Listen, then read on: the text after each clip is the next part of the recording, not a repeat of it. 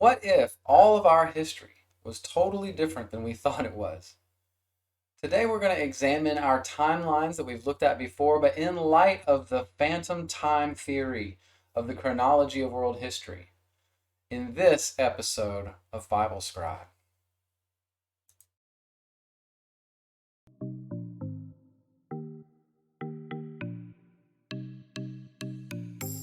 This is Bible Scribe. My name is David, and I am dedicated to bringing you simple and honest study of the Bible. I have studied a large body of works from the Dead Sea Scrolls to the early Christian writings. I am a technology professional, and I bring a tight analytical approach to the studies that we will do together. If you have been discouraged by the cacophony of voices telling you what the Bible says, stay tuned, because we will break through the noise and get to a plain understanding of the things of God based on Scripture. Thank you for joining me in growing closer to God. Let's get started.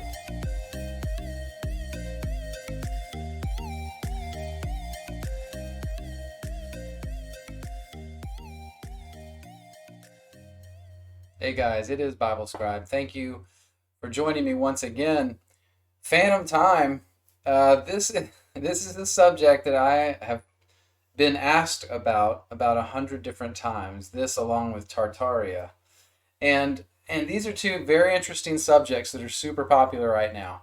That's why I've been slightly careful with them. But I think what we're doing in this video is going to be valuable for us.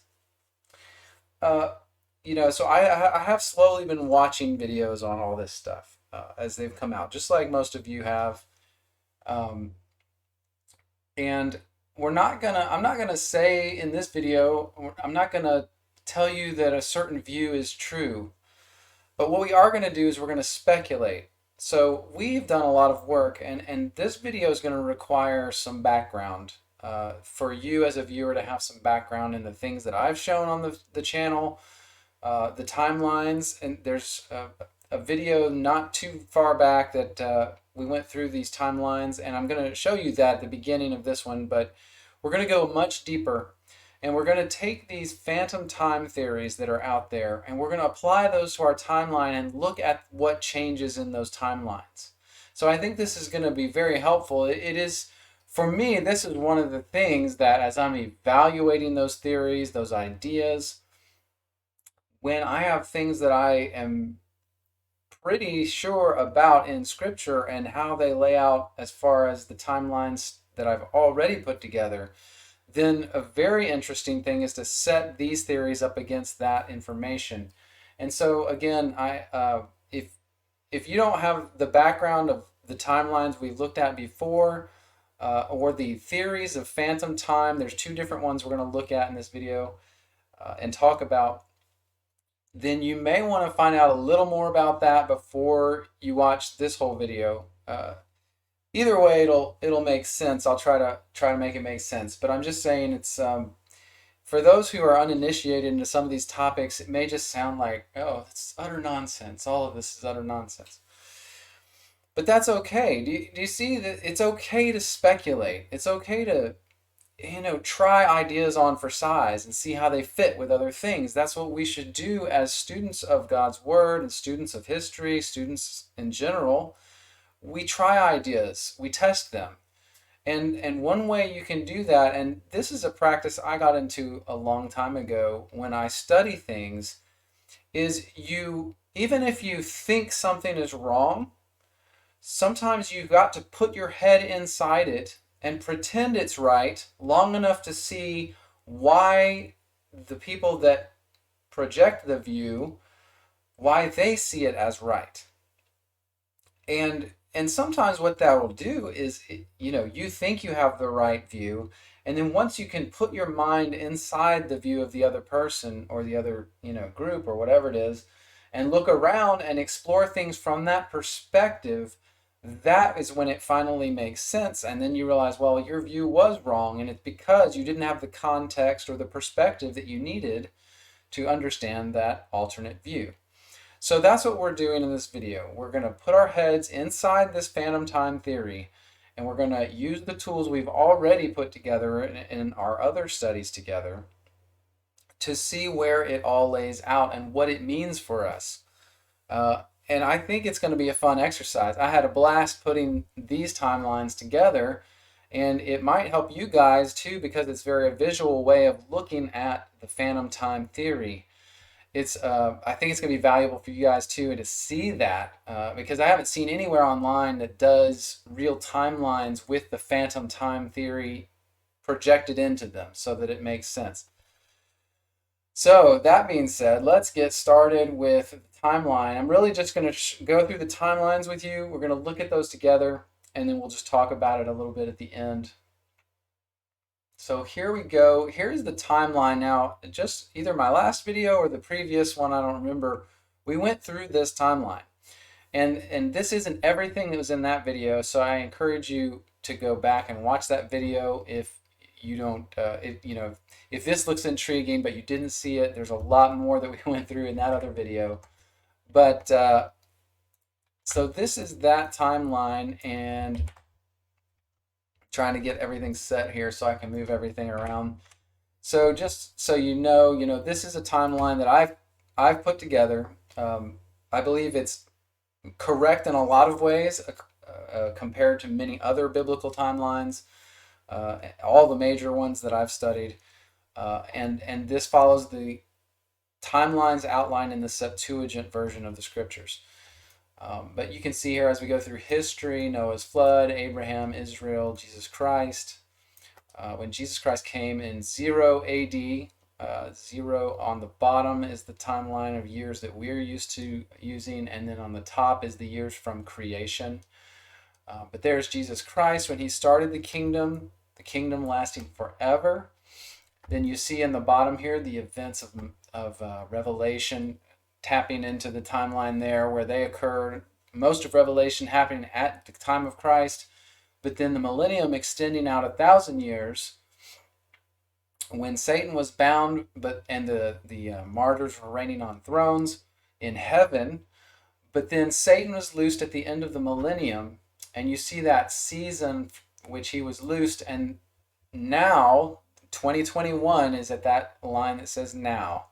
And so this shows you kind of where we are in history, what has happened, where we are, and the way that these eschatological events relate to where we are. So with that, we see that's what I've been through before.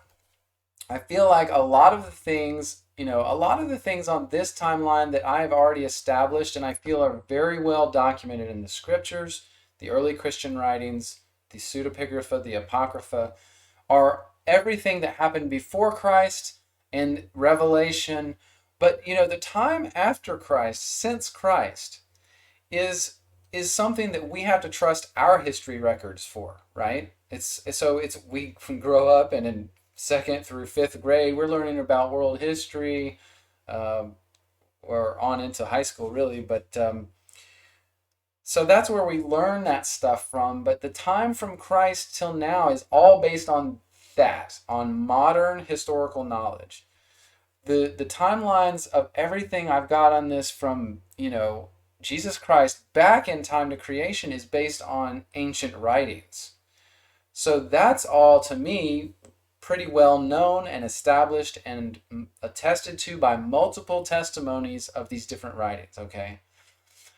But when it gets to the time of Christ and forward, I have to rely on my textbooks from school and what I was always taught, right? And really, when you think hard about that, there's only a few places where those bits of knowledge come from. They came from certain people in history, and then, in our textbooks, our teaching materials, they all just propagate that out to everyone.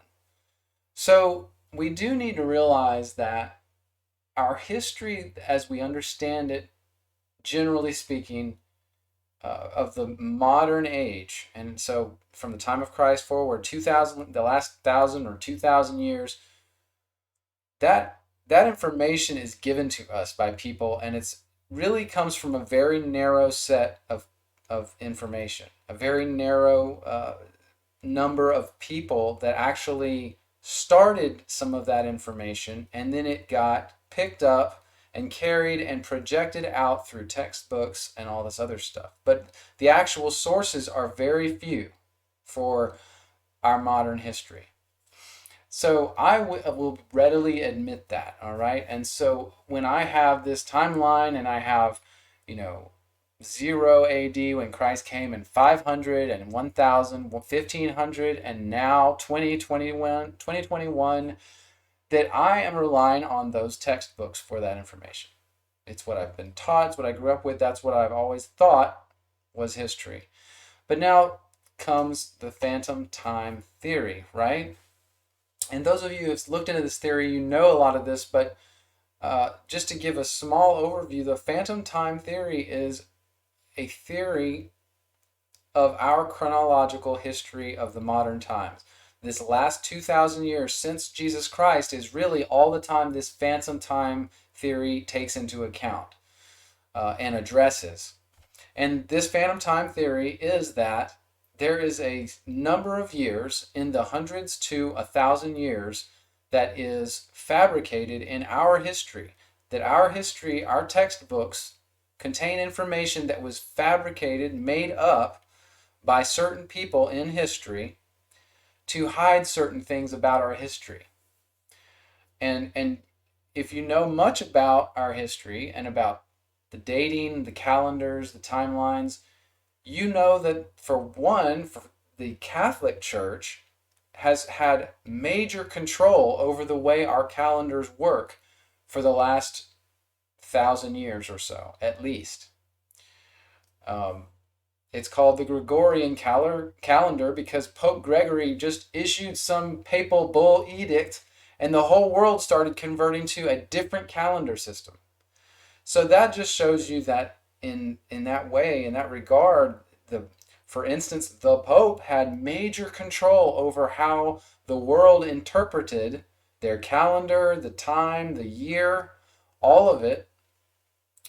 And so it is very viable as an idea and plausible that that type of change could happen. For one, it's proven that it did happen. And it's also plausible that that could have been a deceptive change. Now, of course, if it's deceptive, then the people making that change wouldn't tell you that it's deceptive. And since the Catholic Church had all that power, they could have easily done that and then made that rule and pushed it out to the entire Christian world, which would have been most of the world at that time, and changed our history, changed the dating, the chronology of our history. So that's the Catholic Church is not necessarily part of the phantom time theory, but I'm giving you that as an example of how much control certain people have had in certain points through history to change things like our calendars and our dating, so that this thought, this idea, the theory of phantom time is actually quite plausible. And so I just want to make that point as we go forward because, again, some people coming fresh to this stuff for the first time will say, this is absolute nonsense, and they'll walk away just disgusted. So don't do that. The more you know about history, the more you know that some strange things have happened and can happen. And so this, to me, these theories are not all that implausible. We'll talk more about this as we go, but I just wanted to say that because I do feel that there is some validity to these theories. Now, one thing I do want to talk about, let me try to get, let's see, I want that parts of this off of here so they don't overlap my other stuff. There we go. Okay, now I can leave the millennium up there, but I want Satan up there. There we go. All right. So as we go forward, let's start with the first phantom time theory that I came across. And what I think is probably it's a good theory, but it's not the most popular theory. But this is a theory about this time period right here, marked in purple now for you, that this was a fabricated time period, all right? And this was called the phantom time. And it's suggested that this part of history in this range of years after Christ, but before about 1000 AD, there's some fabrication in there going on. So that's the gist of the theory. Now, the first theory that I came to was one by Herbert Illig, and he was born in the 1940s, I believe. And his paper on this phantom time theory was published about 1991. And it said that in this time frame, after about 600 AD to 900 and something AD, that Holy Roman Emperor Otto III and the Catholic Pope Sylvester II changed the dating and erased about 300 years. They fabricated 300 years. So they added 300 years to the calendar, even though it hadn't occurred.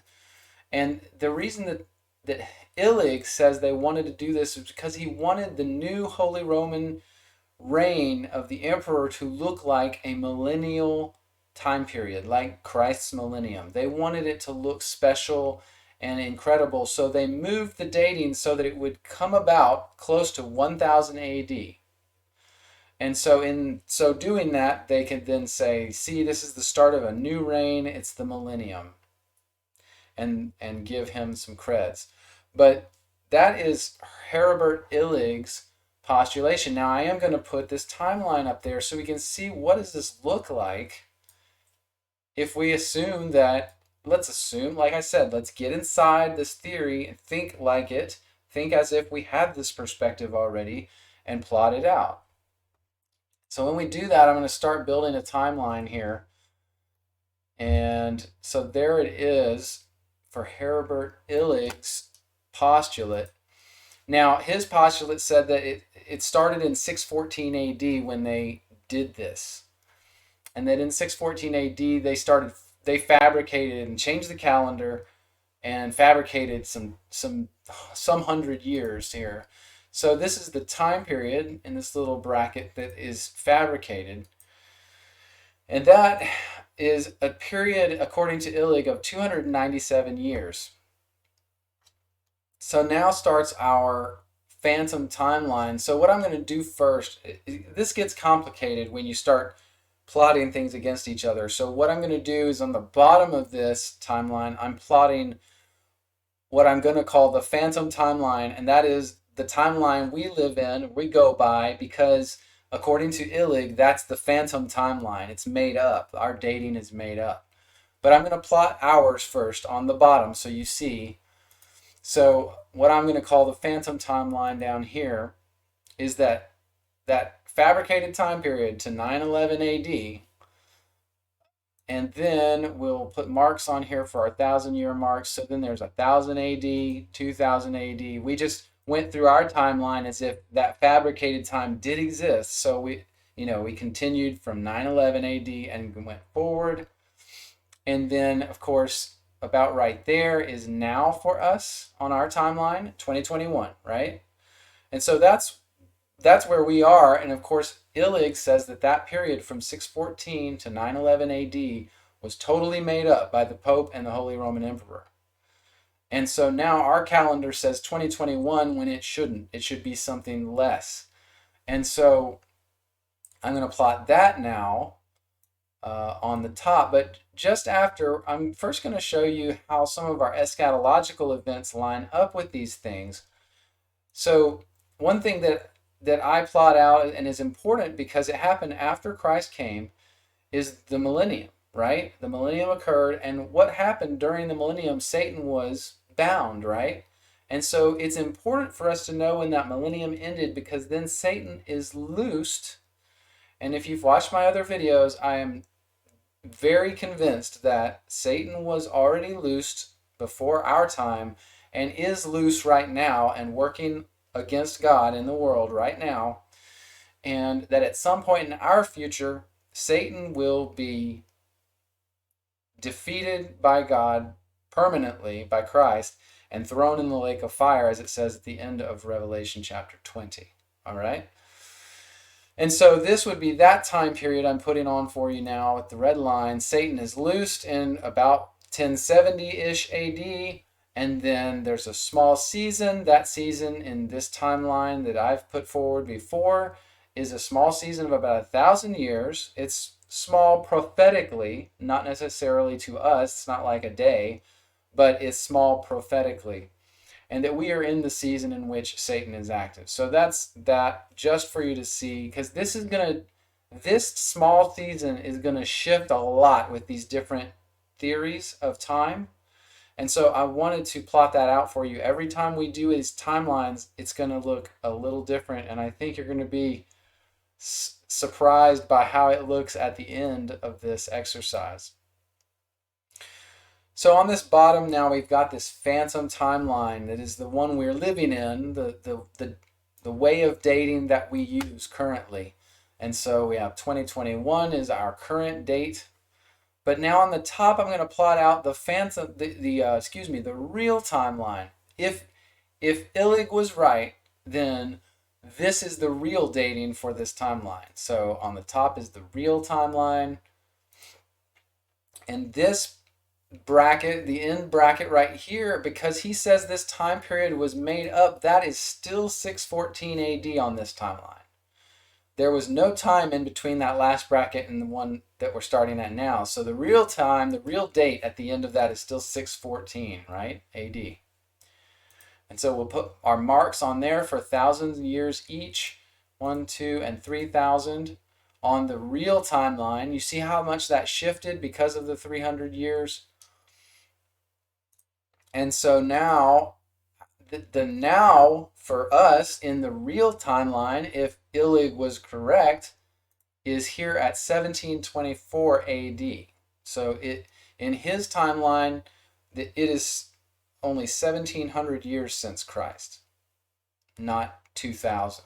All right. So then the way that Satan being loosed plays out on this timeline is about like this. He's loosed in about, what is this?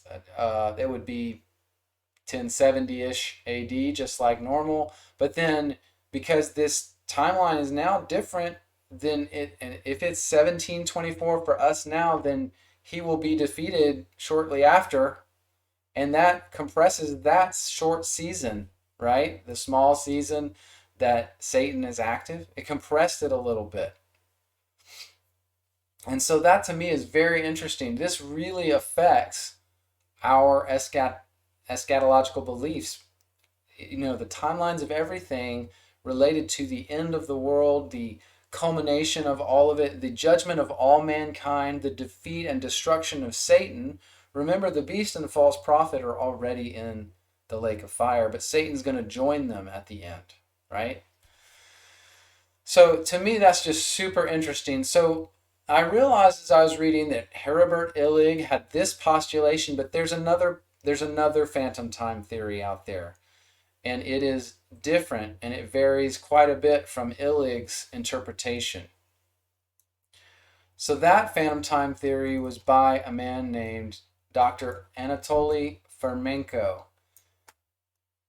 In 1972, he put forward this idea that there was a missing 1,000 years from human history, not like Illig's 300 or so years. This is 1,000 years is erased from our history. And Anatoly Fomenko has a whole book on this. So you can read all about that. I have not read his book. I've looked at a lot of different sources online to try to understand the theory without reading the book. But very interesting stuff. So now let's start to lay out Fomenko's timeline, right? What does it look like if we take 1,000 years out of our timeline for history? 1,000 years. It's pretty awesome. So Fomenko's timeline is going to play out like this. And I did what would be the real timeline if Fomenko is right. I didn't do both as I did up there with Illig's but it won't matter. I think we've got the picture there anyway. So the real timeline for the Fomenko theory of phantom time, here's 1,000-year marks. So there's 1000 AD. Now, what happens is that this next 1,000-year mark in our timeline is still 1000 AD, right? Because there's 2000, there's 3000. But what happens is this time period here is absolutely fabricated, according to Fomenko. That the Dark Ages, essentially his theory surrounds the Dark Ages and saying that the Dark Ages it didn't exist. That's why there's not much information, there's not much history around it. What history we do have seems to be sketchy at best. It's just interesting. I can't, well, we'll talk more about the plausibility factor at the end, but to me, it's just, man, that's amazing if that's even possible. So according to Fomenko, this 1,000 years from the year about 1000 AD, that there's 1,000 years added to the calendar. And so that puts us now at 1021 AD instead of 2021 AD. It's really only been a little over 1,000 years since Christ, if this theory is correct. And again, we're just putting our heads inside the theory to evaluate, see how it changes things. The interesting thing too about this is that if this is the real chronology of human history, then what does Satan's loosing look like? Well, the time period is much more shrunk, right? So if it's truly just 100 years or so or whatever after the millennium was over, then Satan has not been loosed very long. And so this stuff all compresses down. And so Satan is loosed, and then it's a small season, right? He's loosed, it's a small season, so the arrow comes right back down right after where we are, which is 1021. So it's interesting to me that now we're looking at, how does the years of 70 AD line up with a actual 1070 AD here? Could Satan be destroyed in 1070 AD? How would that would be a very interesting coincidental match with what he did in 70 AD in judging the Jews. He judged the nation of Israel at that time, and at 1070 AD, one prophetic day later, 1,000 years, he judges and destroys Satan. I don't know, that's kind of interesting. That's why it's interesting to put your head inside these ideas and kind of work around inside them and see what you find. Now, so this period here would be, the millennium in this time period. And the other thing that comes out of the phantom time theory, and I'm not going to go into this very much, but this 1,000 years here is also referred to by a lot of people as the time of the nation of what? Tartaria. Now, I'm not going to go into the Tartaria information in this video at all, but it is interesting that in Fomenko's timeline, so I will say that I, again, have watched numbers of videos on the Tartaria information. I've studied online blogs and different things, so there's all these different things, the idea of the nation of Tartaria, which absolutely 100% existed. Okay, there's no doubt about that. Too many maps are out there with it mentioned. Too many people have mentioned it in their writings. We have the flags of the nation. We have the dress of the people in the nation. All these different information. There's too much information for it not to have been real. It was real. Tartaria existed. So the other information that has come out about Tartaria and the combo with this, phantom time theory is the dates. You see dates on very ancient books and very ancient coins that look like they use the letter I for the 1000. If it says 1519, then the first one in that date it looks like a capital I instead of the next one in the date. It's like they were using the I as the nomenclature for in the year of our Lord 519 instead of 1519. It was in the year of our Lord 519. And so there's coins and there's books and things like that that have dates that look like that on them. That's undeniable. It's not that I'm not 100% sure that that means what the theorists think it means. I don't know. I just don't know. But it's compelling, okay? And then there's the information that we have about the mud floods that somehow is tied into, a lot of people tie it into these things, and then the orphan trains, uh, all these different things. And I will just say that as you look in history and you read about the 14th, 15th, 16th centuries, it seems like a lot occurred then, and before that, we don't have a lot. And like all the information comes out of the 14th, 15th, 16th century. I'm just saying it's interesting. I'm not making conjectures on what that means necessarily. But as we're doing here, exploring these ideas is not wrong. There's nothing wrong with exploring ideas and talking them through. But this to me is super interesting, and I just had to do this video to at least talk about these timelines. How does this affect our eschatologies? And to me, it looks like, especially like, man, we did Illig's timeline, and that one made the small season of Satan a little more kind of, I don't know, fit a little better. But then when we got down here to Fomenko's timeline, now this truly feels like a small season in prophetic speak, in biblical speak, and all these different things. Now, to me, this makes a lot of sense because honestly, one of the things that I think has been a sticking point for many people with my viewpoint when I share that is they're like, well, if Satan is loosed at the end of the millennium near 1070 AD and he's still doing stuff, he's still active on earth, then that small season seems like a long time, like 1,000 years or so. It seems like a long. I will grant you that. It does seem like a long time. And my explanation in the past, assuming the timelines that we have are correct, is that 1,000 years to God is a small season. In prophecy, that's a small season. It's one prophetic time period. There have been 6 of those prior. So it's like, what is a small time period? But in the timeline of Anatoly Fomenko, the small season is truly small. And the millennium occurred. We had the faked history of 1,000 years that didn't exist. And we are just now in this time where Satan is loosed, and it's only been for a few hundred years. He's loosed, he's working, he's active, he's building his kingdom on earth, and it's getting bad. It's getting bad. You got to admit that.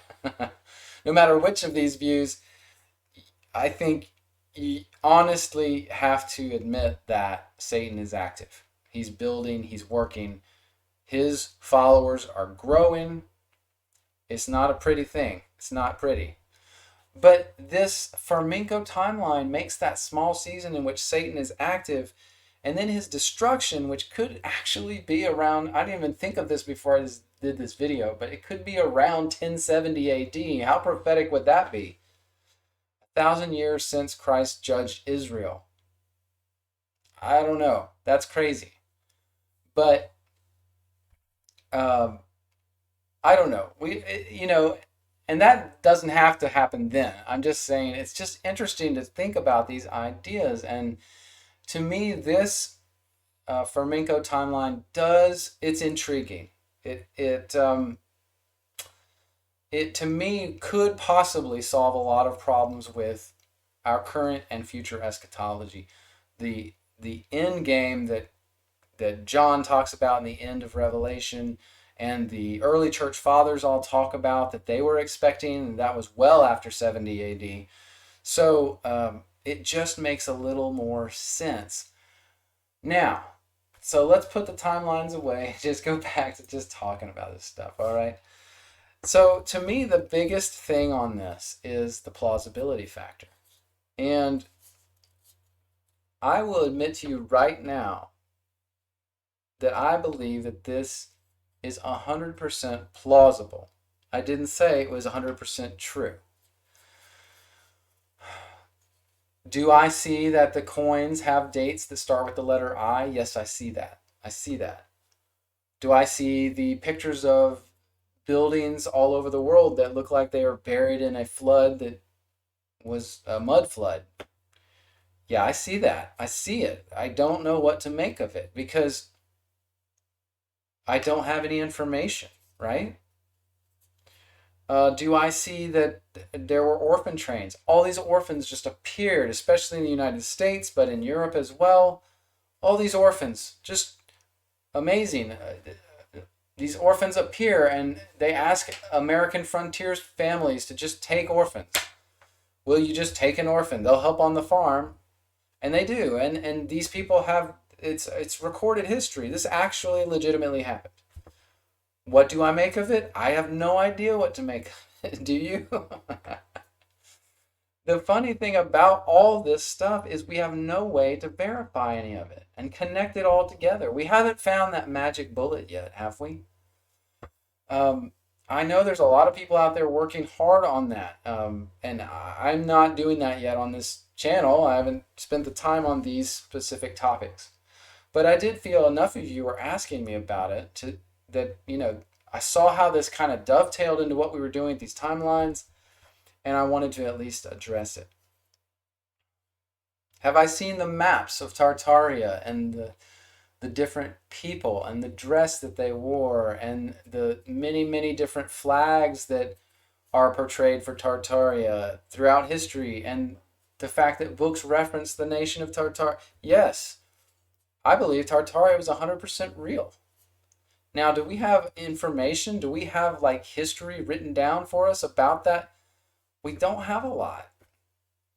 It's so hard for us to tie these things together. So one thing I try not to do is try not to pretend that my assumptions are facts. My assumptions are not facts. Neither are yours, neither are anybody's. So the hard thing to me about Tartaria and the phantom time theories, the hard part is going to be proving that they connect, proving that truly there's 1,000 years or so of history that was just faked, that the Dark Ages didn't exist. And it's going to be hard to prove that.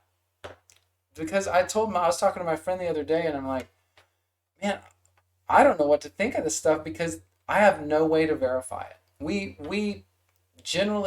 have no way to verify this information, period. We have no way to verify it until someone, storms the Vatican and breaks open the vault and starts pulling books out and says, here's the Book of Tartaria. We never knew it existed, but they hid it from us because they didn't want us to know about that 1,000 years. Maybe that's going to happen in a few. I don't know. I mean, how would we? That's the thing, guys. It's like we just don't have the information. So I think the speculation, the introspection, the perspective is interesting. It's amazing. I mean, it could be the biggest thing that we have ever uncovered in history. But we can't verify any of it. It's really bad. I really hate it. It just drives me nuts because I'm having a hard time now continuing to study this stuff because it feels like it's hard to find the information, and a lot of people are just making videos that speculate on the speculation on the speculations of the speculating. So then that's not valuable to me. I don't want to see that. Don't anybody make any more videos where you're just speculating using photos you found on Google. Because to me, that's not valuable. It's not valuable. It's not, I can do that, but I don't do that because I don't think that's, I don't think it's helping us get there, right? So anyway, I think that's enough. I don't need to say any more about that, but just trust me, I have a blast looking into this stuff and learning about it. If I can ever piece together enough evidence and information to actually make a video on, for instance, Tartaria, or proving out one of these theories of phantom time, man, I'm going to be there. I just want you guys to know that. Because that will be some of the most exciting stuff I've ever studied. Honestly, I mean, it is for all of us. That's the possibility that people have been lied to. And let me just say again, the power structures have been in place that this is 100% plausible. For all of this, it's 100% plausible. But I can't prove any of it to you guys. And so I think what we've done in this video with these timelines is exciting and fun. And man, if I get more information, I will do more if it helps us.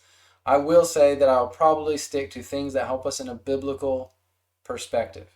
So if I can tie it into the Bible, if Tartaria's reign in northern Siberia was the millennium,